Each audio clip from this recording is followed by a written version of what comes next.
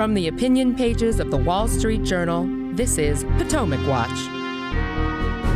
Florida Governor Ron DeSantis hits Iowa in a big weekend campaign swing, even though he's not a declared presidential candidate, but he seems to be preparing to launch his presidential campaign in the coming weeks. How'd he do in Iowa after months of battering by Donald Trump and the press? Plus, Turkey's presidential election will go to a runoff as President Recep Tayyip Erdogan is denied a majority on the first ballot after 20 years on the job. What does that mean for an important NATO ally? Welcome to this edition of Potomac Watch. I'm Paul Gigot with the opinion pages of the Wall Street Journal, and here with my colleagues Kim Strassel and Jillian Melcher. Welcome to you both. Kim, let's talk about Ron DeSantis and his swing through Iowa first. He made the retail rounds of cookouts and meetings with the groups of voters, which is what Iowans expect in that first 2024 caucus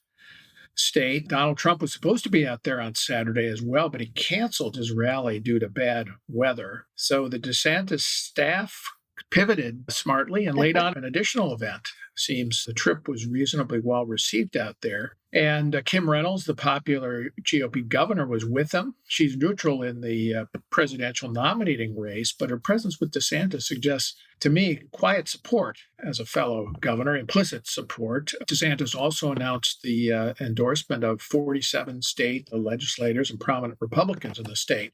So what do you make of the trip? Well, all signs are that he is running, Paul. He was there in the Iowa campaign uniform, which is, if you're a man, you're in jeans and a dress shirt. He was flipping hamburgers, as you said, with Kim Reynolds, was meeting with political fundraisers and donors, made it to a number of places in the state, was at Sioux Center, Cedar Rapids. And then, as you said, it was kind of amusing, made an unscheduled stop at Jethro's Barbecue Southside in Des Moines after Trump had canceled his rally. And Trump had said that he wasn't going to come because of tornado watch. And it turned out it did rain a bit. And then that weather passed aside and DeSantis shows up and it was quite beautiful outside. He noted that it was a beautiful night, really kind of taking a little bit of a jab at Trump for not being there. I agree with you. He was there, as you said, with Kim Reynolds. He also made appearances with Joni Ernst. He did a fundraiser for the state GOP.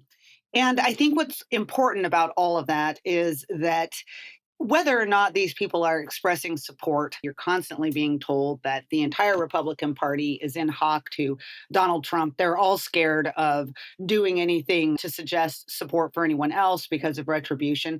But if you looked at these weekend events and the crowds of people who came out to see DeSantis, what you saw, I think, was a party that is really interested in an alternative, and all indications that Iowa is going to do what Iowa does, which is take these candidates very seriously, see if they show up on the ground and put in the work and make their decision on the merits. And I think that's a very healthy sign for the party. One of the doubts about DeSantis has been his personality, likability, and whether or not he would actually do the kind of rope line diner chat it up, sign autographs with voters, actions that Iowans and New Hampshire residents expect. He did on the weekend, hung around, did sign autographs, spoke with people one-on-one, at least for a while. I have to say, warmth isn't his strong suit, but he's showing more of it.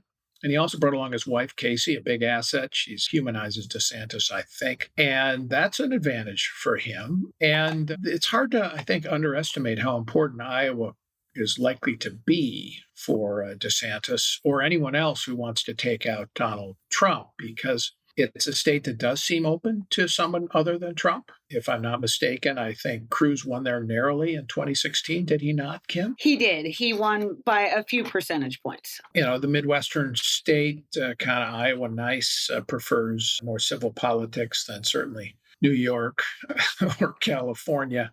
And polls show that DeSantis is doing better there vis-a-vis Trump than he is in the national polls. Do you agree, Kim, that Iowa is crucial here? If somebody doesn't beat Trump in Iowa and New Hampshire, he's probably going to roll to the nomination. Absolutely. All signs are that DeSantis understands how important Iowa is. He's going to be putting a lot into that strategy.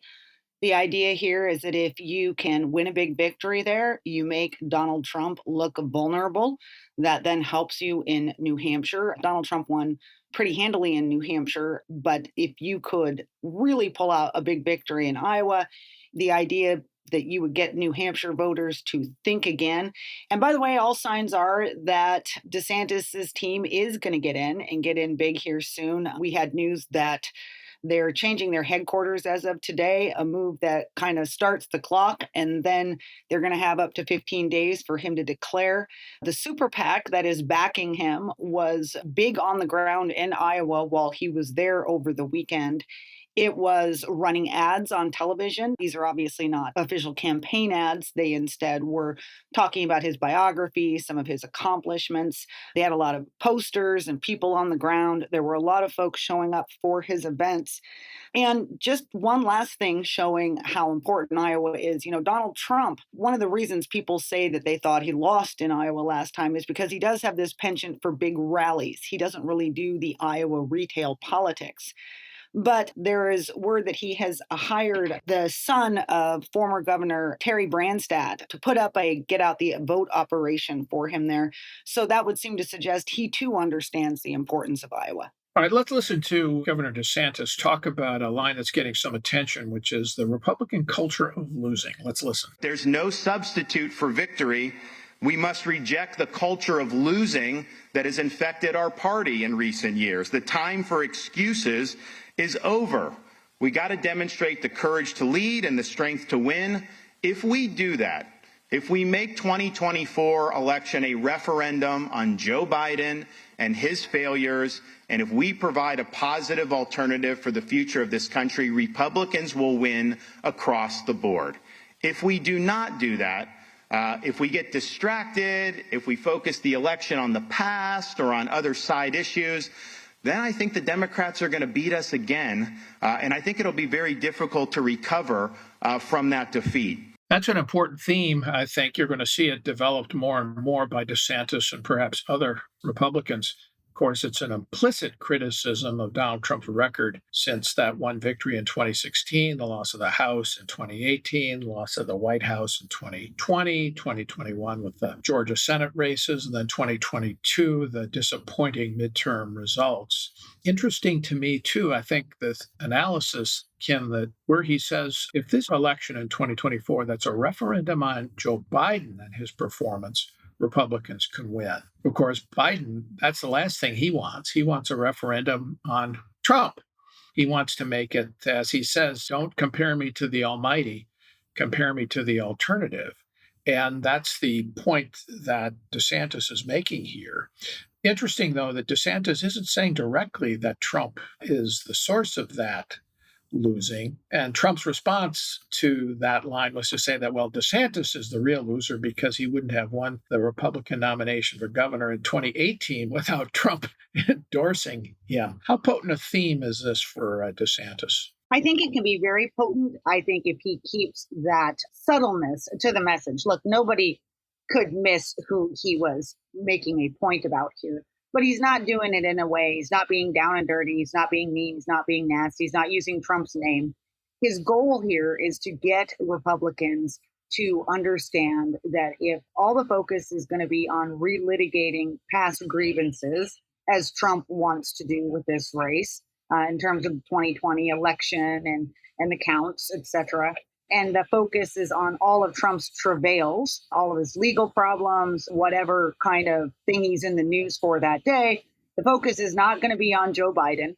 And I think you're going to see him continue to just make that reminder to folks. I think you're also going to see him make some real contrasts instead on issues of policy where he can more directly go after Trump, talking about his handling, that is DeSantis's handling of the virus versus Trump's handling of the virus. So he probably will directly hit him on some things.